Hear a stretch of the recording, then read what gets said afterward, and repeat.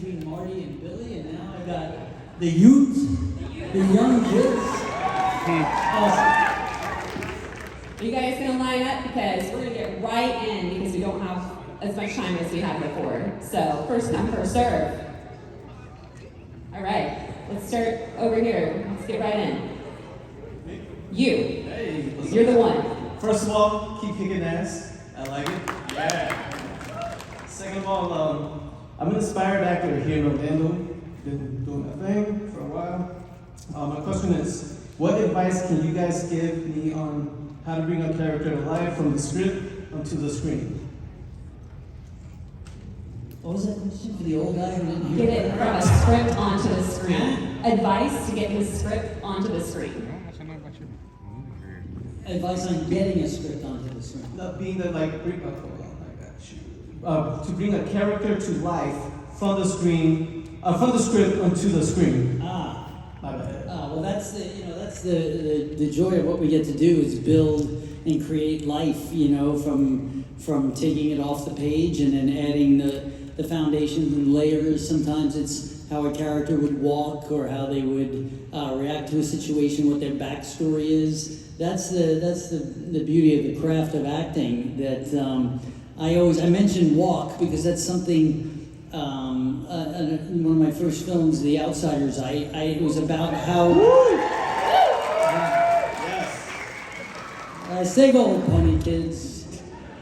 But it was about finding the right how that character walked and how he carried himself because he sort of had a certain kind of defeatist quality and he needed to come out of his shell. And so these are all elements that we put into the work and into the characters, and then hopefully they edit it well. Yes, I don't know. It's different each time for me. I just have to kind of figure out a lot of its backstory, journaling, and figuring out kind of what that is. I keep journals for each character that I kind of do.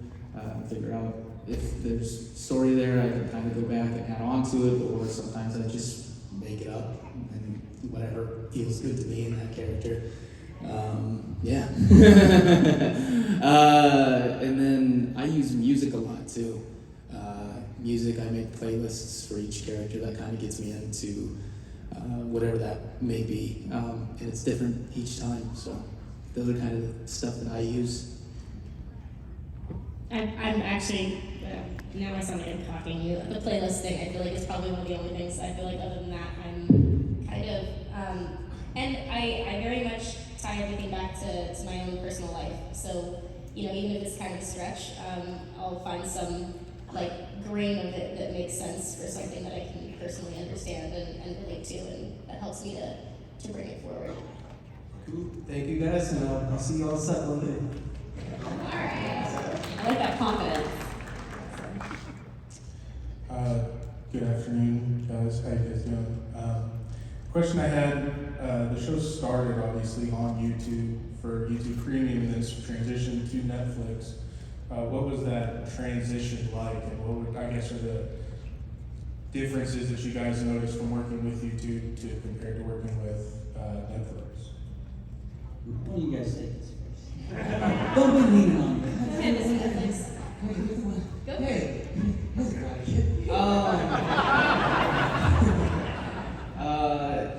Honestly, there's not much of a difference in the way we shoot.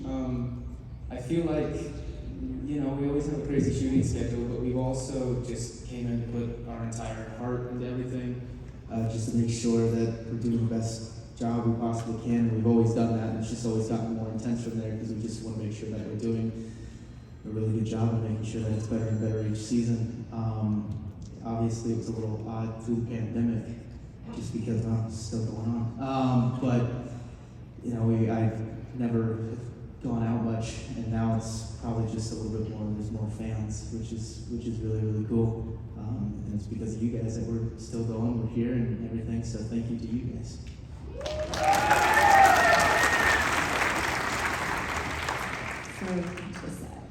Yeah, hi guys. I kind of wanted to follow up with what my buddy Eduardo asked you guys in terms of the acting stuff, because you know, we're both currently taking acting classes and all that stuff, and you know, we have different levels, and there's more challenges, right?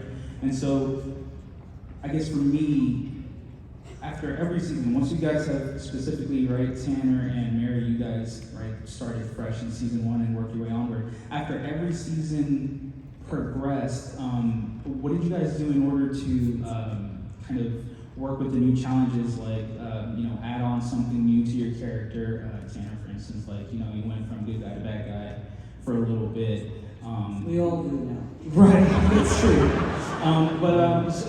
So how do you guys work that, other than just listening to the music playlist, like, and journaling, because that's also stuff that they teach us. What other things do you guys maybe work on? Do you guys add personal things from your life that maybe kind of triggers you to behave a certain way? Does that make sense? I feel like for me, at least right now, the beauty of where we're at on the show is that I've gotten to grow up with Samantha for quite a few years now. Right. And so I got to kind of start with what now feels like the skeleton. At the time was like a whole fleshed out human, which was, I knew coming into it I was going to be Miguel's love interest and I was going to be Daniel's daughter, and those were the things that I came into like knowing about Samantha, and that was the whole version for at the time.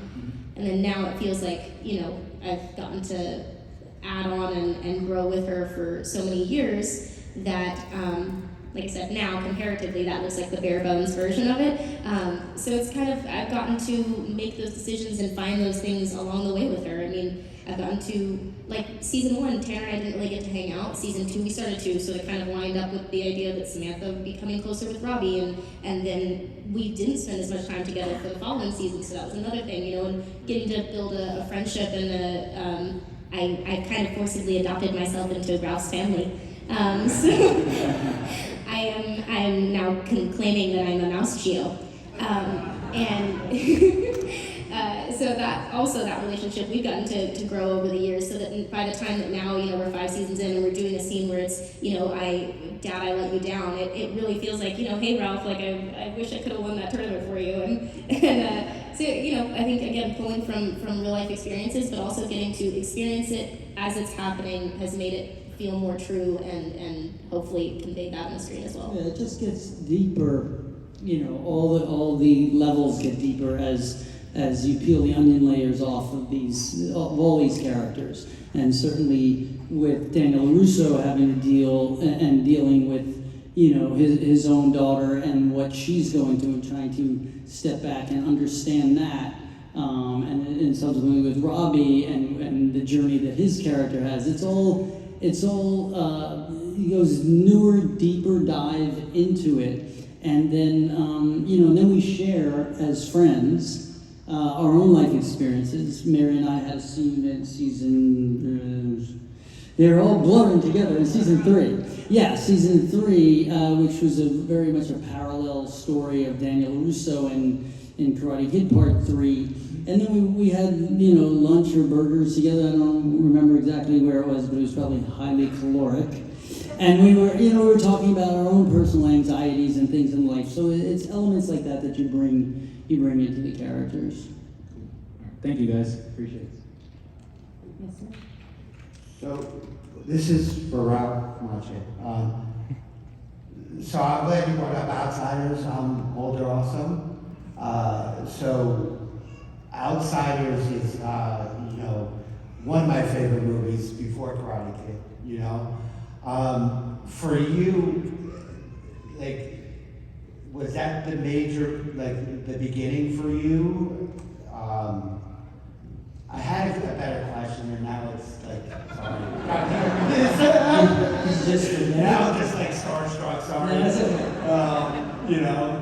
The Outsiders for me was huge because I read the book when I was 12. Right. So could you imagine in 7th grade reading something, and it was probably the first book I finished from beginning to end without my parents saying, "You're not going to play outside till you finish reading this book." It had a profound effect on me as a teen, and then when they were making that movie, I wanted to be in it so bad. One of my favorite directors, Francis Ford Coppola, was the director. This was before all the actors that came out of that movie exploded. And it was just, you know, it's kind of a dream come true. It still holds a special place for me. So A lot of people ask me what my favorite film is. They're all favorite in different areas, and I'd be lying to say that Daniel LaRusso isn't, sort of my blurred vision, mirror of myself. But Johnny Cage was one of those big wins that I got, and still gives back with every generation. So that's my best answer to your starstruck question. Awesome. Thank you, sir. Hi, good afternoon. Thank you so much for taking the time to come out. So my question is, growing up in Florida, I had the privilege of going to Disney World a lot. So I just wanted to know, do you guys have any favorite characters or Disney movies that you can relate to? We'll let Mary take this one. They tease me for how big of it. I'm a full-on Disney adult. Okay, I embrace it. It used to be like pre-pandemic in California, like I would go twice a month minimum to Disneyland. So literally all of them. But I will say that right now I'm in like a Tinkerbell phase. Yes. Yeah. Meaning like I will die without attention. But like I feel like I'm into the princesses. Belle was my favorite princess growing up because I was brunette, and there weren't a lot of the brunette princesses. So Belle and Mulan and Pocahontas, and I love Tiana, and I'm just, this will take up the rest of the panel. I love it. So the answer is she loves Disney. Yes. Thank you. Hello. That's loud. My name's Anna. I'm known online as that Star Wars girl, and I just wanted to say congratulations to you guys on the success of your show. And my question is actually for Ralph. So, Cobra Kai kind of, at least the plot of it, kind of started in that episode of How I Met Your Mother, where Barney is explaining that you actually weren't the hero that Johnny was. And so, what was it like for you? Everyone knew you growing up as like the Karate Kid, the hero of the show, and then hearing how you did the illegal kick, and now you're in the show and you're not the hero because it's from Johnny's point of view. So as an actor, how was that getting to come back to this character and not being, the typical hero that you do have flaws? It's a great question, and it's it's interesting. I have this memoir. I have a book coming out October 18th, and it's about me walking in the shoes of Daniel LaRusso, and one of the chapters touches on, it's called Theories and Debates and the Birth of Cobra Kai, and I started out by writing much about How I Met Your Mother, but even before then, once the internet became something where people could share their opinions, there started to be all these fan theories, which the coolest part about it is people are still talking about this movie I did in 1984. And it's like, that's a good thing, right? And then I slowly but surely, start to feel this justice for Johnny swell. I'm like, what? The guy was a jerk. He beat the crap out of LaRusso at every turn. There were 5-on-1 beatdowns, and then you start breaking down the didn't leave well enough alone theory of LaRusso. Just he didn't leave well enough alone. So then you start seeing, okay, so he could have done that better, and he could have done this better. And so How I Met Your Mother, that writer's room just came up with that concept. It was so perfect for the Barney Stinson of it all, who was the guy who would clearly find, quote-unquote, antagonist, the hero. And it started from there. I mean, the guys who write Cobra Kai were always wanted to make the Johnny Lawrence story, and how they're big Cobra Kai, Karate Kid fans, and how they could enter this world fresh and original. It's a push and pull when I initially jumped in and said, okay, I'm going to do this Johnny Lawrence story, a show called Cobra Kai, and I'm kind of like a little bit of a jerk at times. But it opened up other avenues and other places to see that there are gray areas. Not every character is black and white, and both of these guys, and every single character in the show, Samantha and Robbie included, all have good intentions. It's just they slip and fall and get back up, and these are, you don't think they have good intentions? Yeah, right. Well, you are good all the time. But so, I mean, it just opens up the gray areas of these characters, and it has been challenging at times. I come out to these and I hear boos. I'm like, what the? Are you serious? I mean, are you serious? Now, listen, no one was not rooting for Daniel LaRusso in 1984 in the Karate Kid film, and everyone's rooting for a lot of these characters now, and it's great to see a Johnny Lawrence character to understand where that bully came from and to see other sides of that character, and that's just rich writing, and we're lucky to have that, and that's why the show is kicking butt, and thank you for tuning in.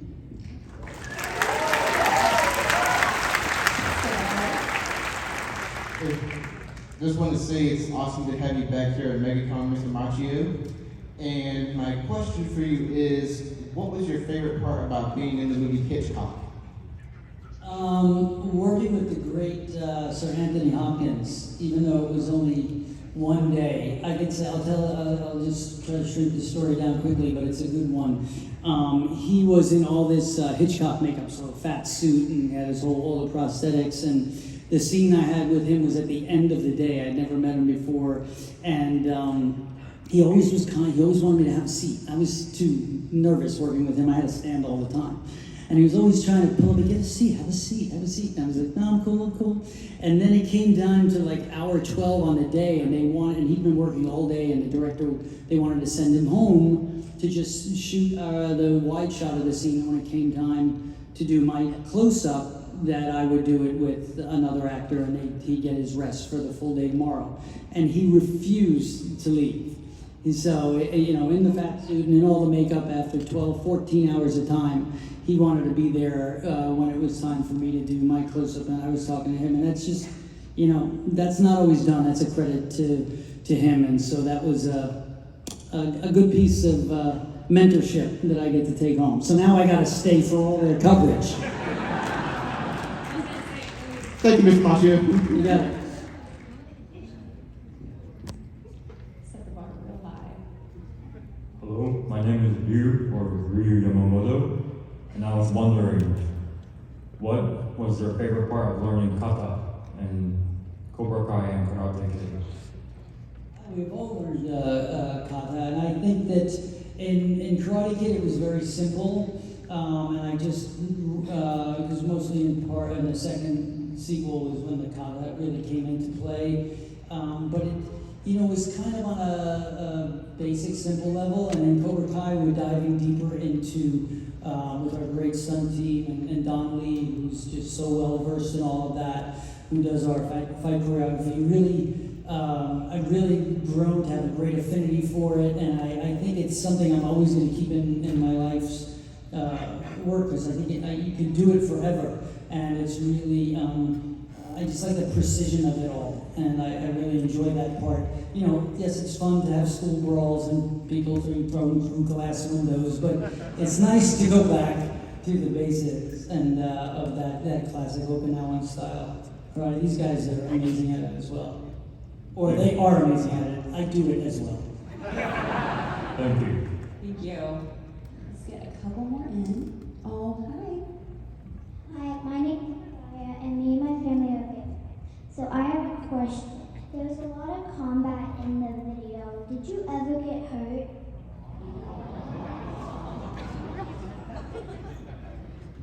Do it. I don't know what it is, but do it. I was figuring they were gonna do the same. We'll leave this one to Mary. Cool.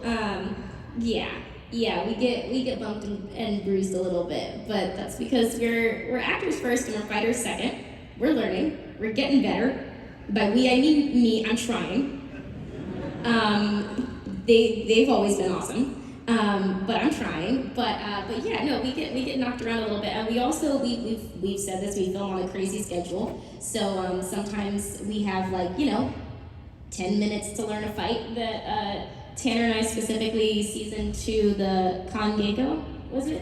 And then one in the meat freezer. Yeah. The cold one. The cold one.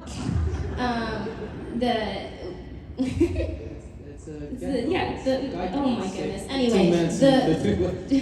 Anyway, we were learning that fight while they were setting up the lights to film that fight. So though it was just like a little sparring moment, it was I ended up knocking into him a few times, and he was kind enough to take it like a champ. She hits really hard, and I just want her to cry, but it's okay. He's all beat up right now. It's me. Thank you so much. Hi, my name is Julia, and my question is for Ralph. So, this is going to go back to the original Karate Kid movie and that trilogy, but with Pat Morita and Mr. Miyagi, how close was your relationship with him, and what was the best lesson, whether it be acting or life lesson, that he taught you?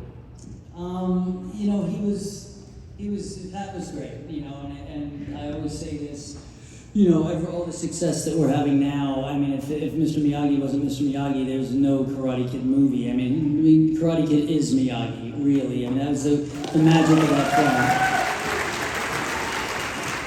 So, we just had something, you know, that was special. It was instant. The moment I met him, we started reading the scene in John Avildsen's office. And once again, if you feel like getting this book, you're going to hear this story.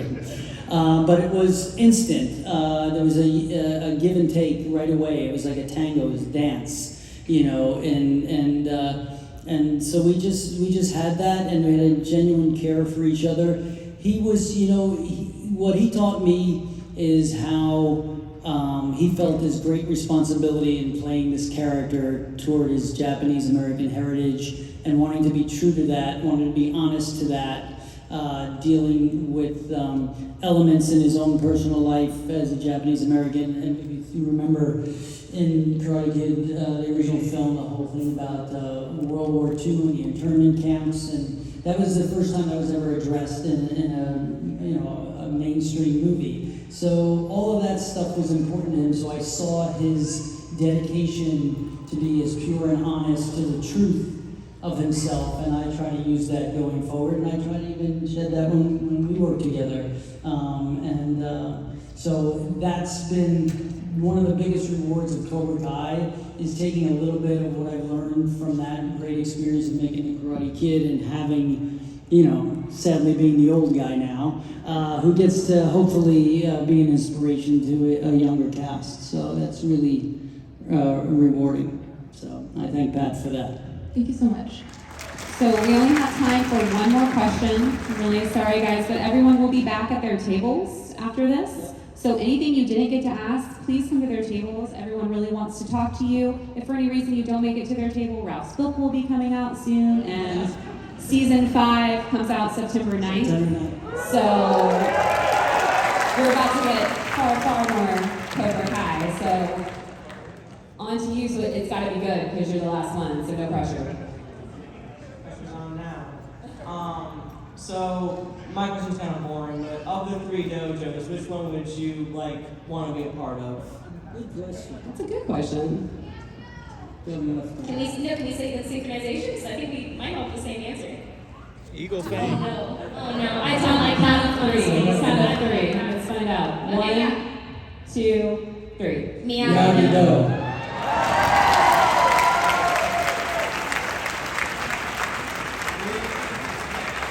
It's very perfect way to end the day. So see, great job, sir.